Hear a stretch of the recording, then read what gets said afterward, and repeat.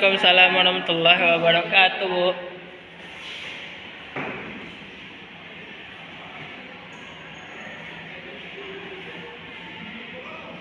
Baiklah, sebelum mulai pembelajaran pada hari ini, kita buka dengan membaca doa. Silakan ketua kelas untuk memimpin doanya. Siap, Mbak. Doa mulai. Bismillahirrahmanirrahim. Rabbi zidni ilma warzuqni fahma. Mudah-mudahan dengan pembacaan doa tadi lancarlah pembelajaran kita dari awal sampai akhir. Amin ya rabbal alamin.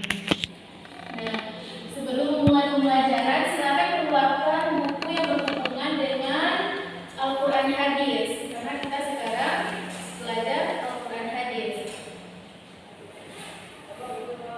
Sudah? Hari ini siapa yang tidak hadir? Hadir semua, Bu. Hadir semua. Alhamdulillah, semuanya sudah hadir ya. Nah, pembelajaran kita hari ini yaitu Al-Quran Hadis tentang Al-Quran Kitabku.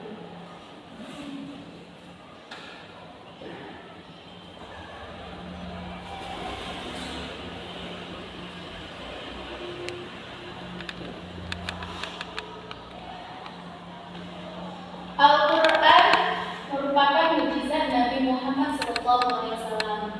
Jadi, apakah Anda semua ada baca Al-Quran tadi pagi? Kalau boleh tahu, Ananda membaca Al-Quran setelah sholat dengan membaca ayatnya saja atau membaca dengan ayat dan artinya? Ayat saja. Kalau Fik? Ya, boleh. Jangan sampai membaca Al-Quran itu membaca hari ini, besok tidak, membaca hari ini, besok tidak, tapi rutinkanlah membaca Al-Quran setiap hari minimal setelah sholat. Jadi Al-Quran merupakan kitab suci terakhir yang diturunkan oleh Allah Subhanahu wa taala kepada Nabi Muhammad SAW sebagai penyempurna kitab-kitab sebelumnya seperti kitab Zabur, Taurat dan Injil. Nah, pada hari ini kita harus mengetahui Al-Quran itu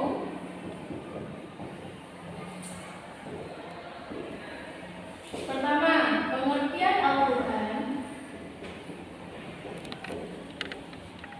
Yang kedua, nama-nama Al-Quran.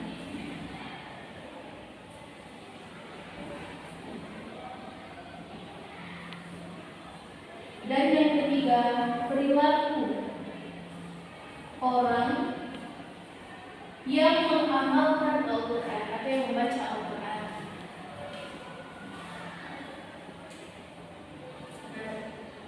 Pengertian Al-Quran itu ada dua. Yang pertama, secara etimologi dan terminologi. Silakan Nadia baca poin pertama. Secara etimologi, para ulama berbeda pendapat tentang pendefinisian Al-Quran. Berikut adalah beberapa pendapat tersebut. Yang pertama, menurut Al-Liyani dan segolongan ulama lain, kata Quran adalah bentuk masdar dari kata fi'il qara'a yang artinya membaca, dengan perubahan bentuk tasrif qara'a yaqra'u Quran. Betul? Jadi maka kita simpulkan yang pertama menurut Al-Liyani mengatakan Al-Quran itu artinya Membaca. Secara etimologi menurut Al-Liyani, Al-Quran merupakan membaca. Al-Quran artinya membaca menurut Al-Liyani. Sampai di sini paham pengertian Al-Quran menurut Al-Liyani?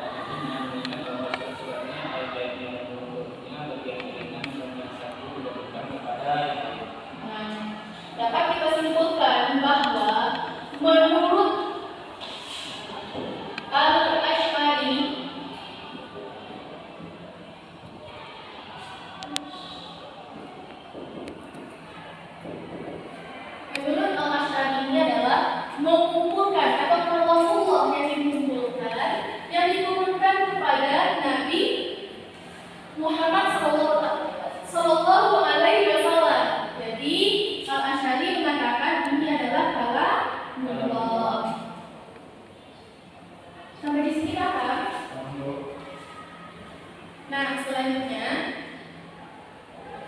menurut Al-Farra ini wafat pada tahun 207 Hijriah, mengatakan Al-Quran berasal dari lafaz Quran, merupakan bentuk jamak dari inatun, yang berarti petunjuk atau indikator, mengingat bahwa ayat Al-Quran satu sama lain saling membenarkan. Jadi, menurut Al-Farra,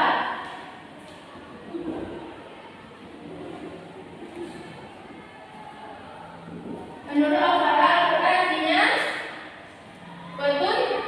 Tunjuk.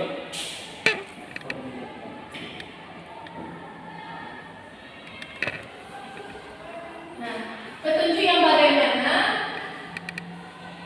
mengingatkan bahwa ayat-ayat Al-Quran satu sama lain saling membenarkan, saling memberikan petunjuk pada membaca Al-Quran. Jadi, nama bagi kelompok yang diturunkan kepada Nabi Muhammad SAW.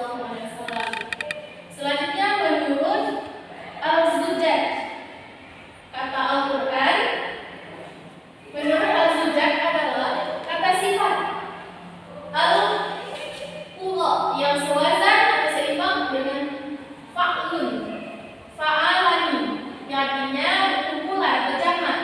Jadi, selanjutnya kata tersebut digunakan sebagai salah satu nama bagi kitab suci yang diturunkan kepada Nabi Muhammad, karena Al-Quran terdiri dari sekumpulan surah, ayat, dan memuat kisah-kisah, perintah dan larangan, dan mengumpulkan intisari dari kitab-kitab yang diturunkan sebelumnya. Jadi kesimpulannya adalah Al-Zujaj ini disebut dengan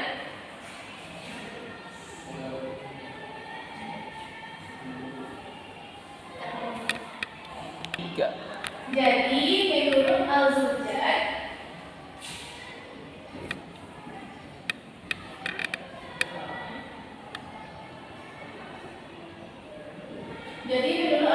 merupakan Al-Quran itu diturunkan kepada Nabi Muhammad SAW.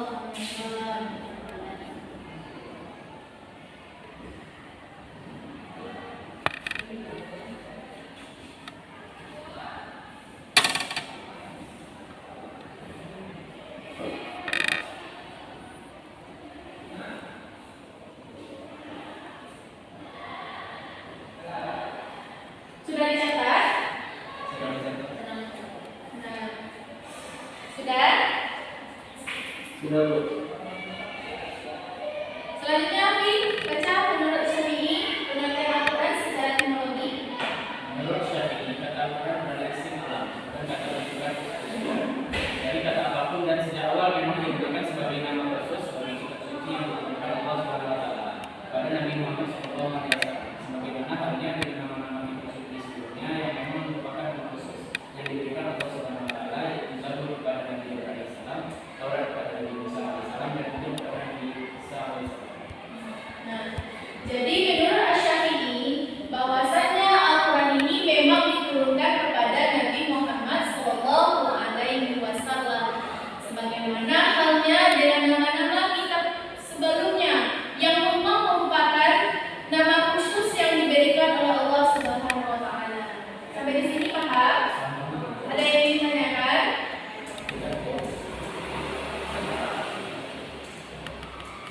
Selanjutnya, pengertian Al-Quran menurut terminologi. Silakan Nadia bacakan. Yang pertama pendapat Syekh Muhammad Sulaibek dalam kitab Tarikh At-Tasyri' Al-Islam. Syekh Muhammad Sulaibek mengemukakan definisi Al-Quran, yaitu Al-Quran adalah lafaz atau firman Allah yang berbahasa Arab yang diturunkan kepada Nabi Muhammad SAW untuk dipahami isinya dan selalu diingat, yang disampaikan dengan cara mutawatir, yang ditulis dalam bentuk mushaf, yang dimulai dengan surat Al-Fatihah dan diakhiri dengan surat An-Nas. Dapat kita simpulkan, coba kita sama-sama simpulkan bahwasanya menurut Syekh Muhammad Sulaibek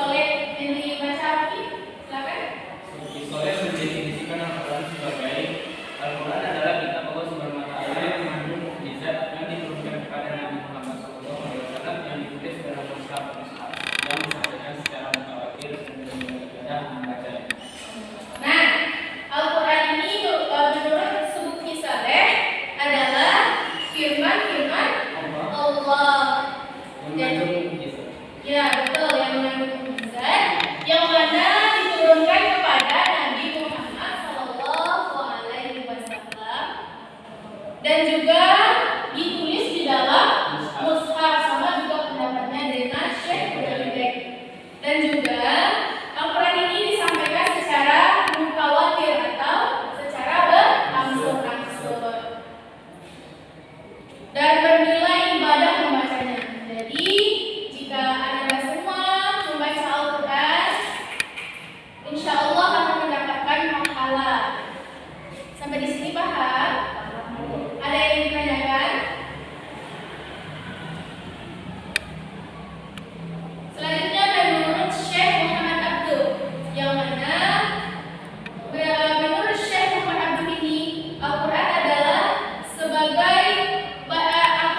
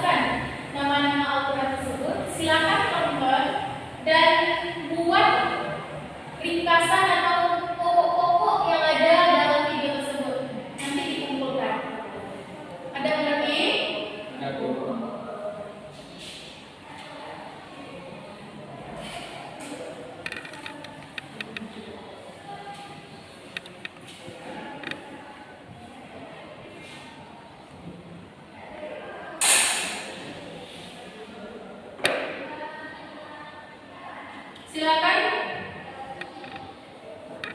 dilihat.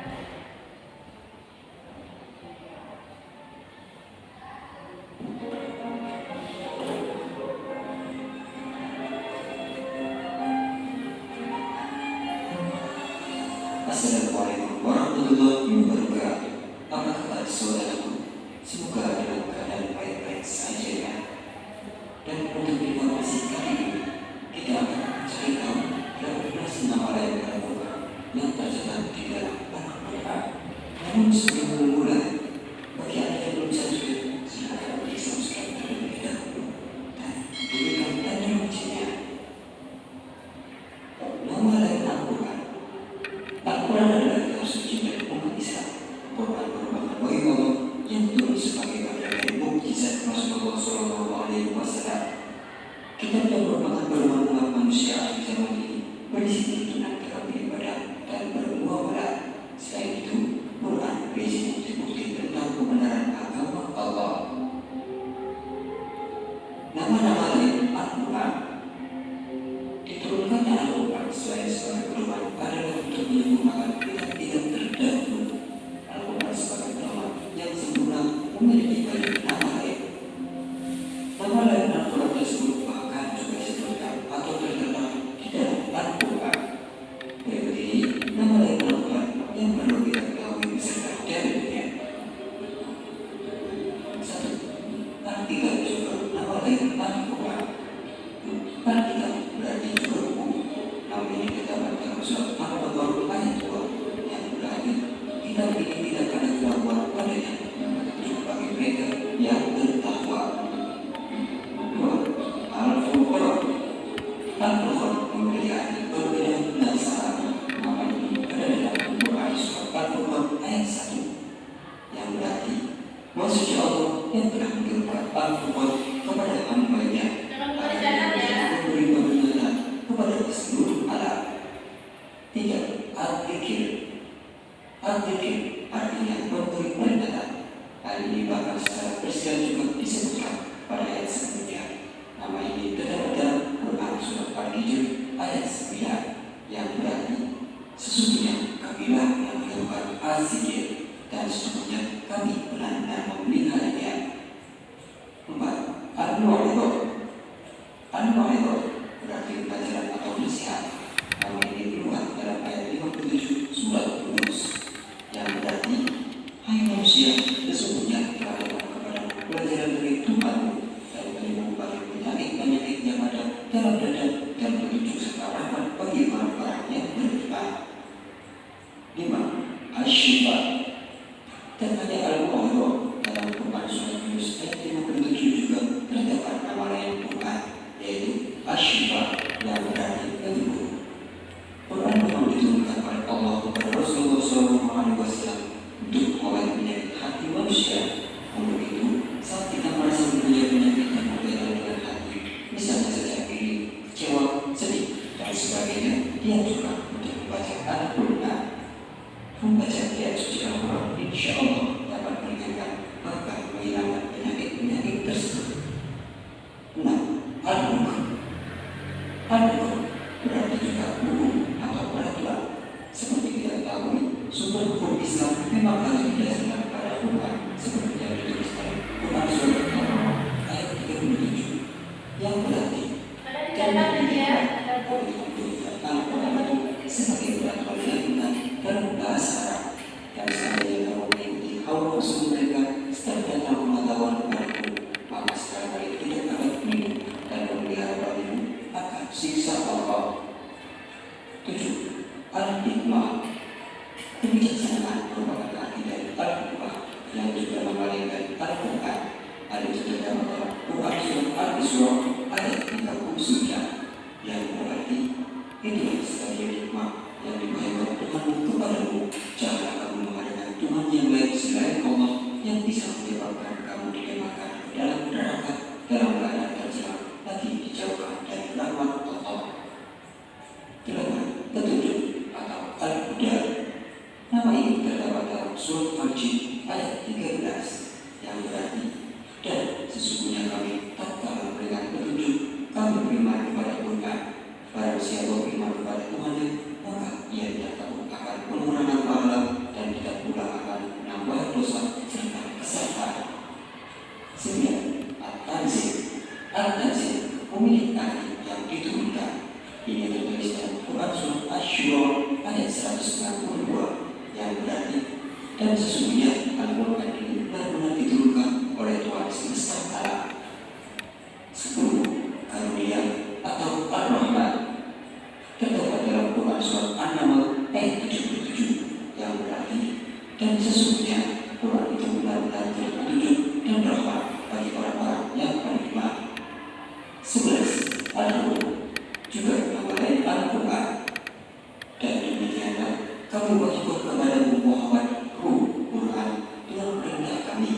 Quran Surat Asy-Syura ayat 52. 12. Benar atau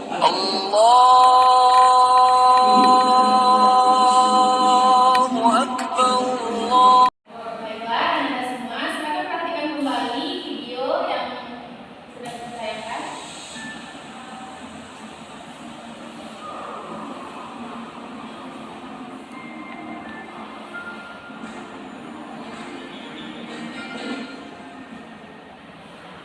Nah, siapa yang dapat menyimpulkan hasil dari video yang sudah ditayangkan?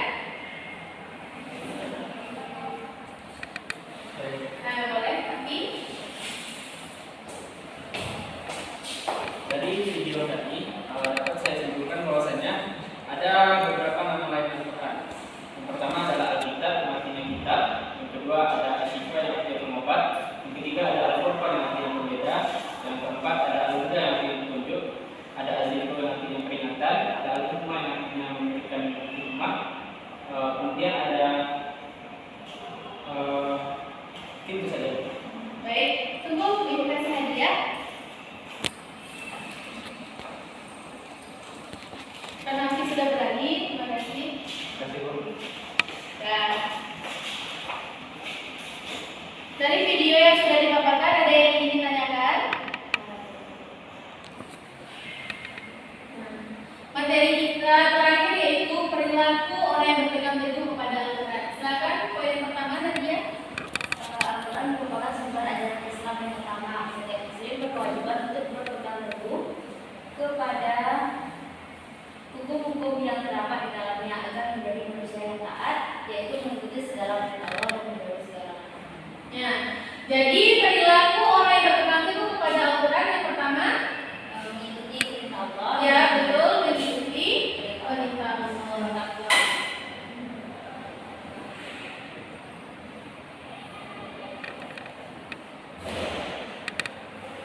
Poin yang kedua, Abi. Al-Quran memuat berbagai norma dasar bagi kehidupan umat manusia, yang mana sebagai orang muslim harus meyakini tuntunan yang berkaitan dengan keimanan atau akidah, yaitu ketetapan yang berkaitan dengan iman kepada Allah Subhanahu wa taala, malaikat-malaikat, kitab-kitab, rasul-rasul, hari akhir serta qadar dan qadar.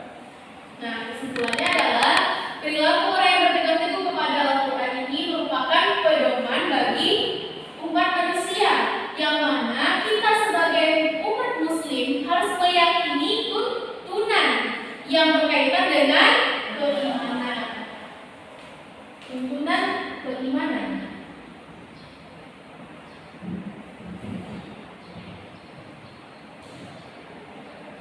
Nah, dari perilaku beriman kepada Al-Quran atau mengamalkan Al-Quran, ada yang ingin ditanyakan? Tidak perlu. Nah, oleh karena itu, jika tidak, sudah selesai resume yang sudah Ibu kasih tadi? Ya, Ibu, sesuai dengan video tadi? Sudah boleh dikumpulkan? Makasih ya. Ibu nilai sebentar.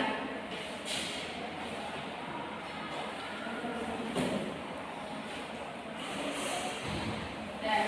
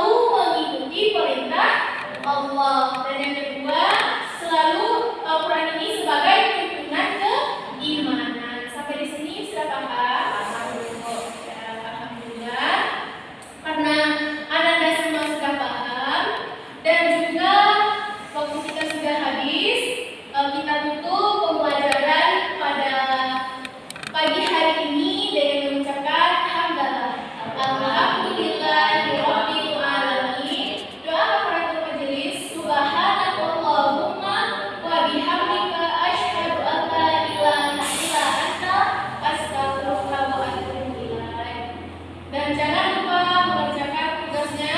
Minggu depan insya Allah PR akan dikumpul. Ibu tutup dengan Assalamualaikum warahmatullahi wabarakatuh. Assalamualaikum warahmatullahi wabarakatuh.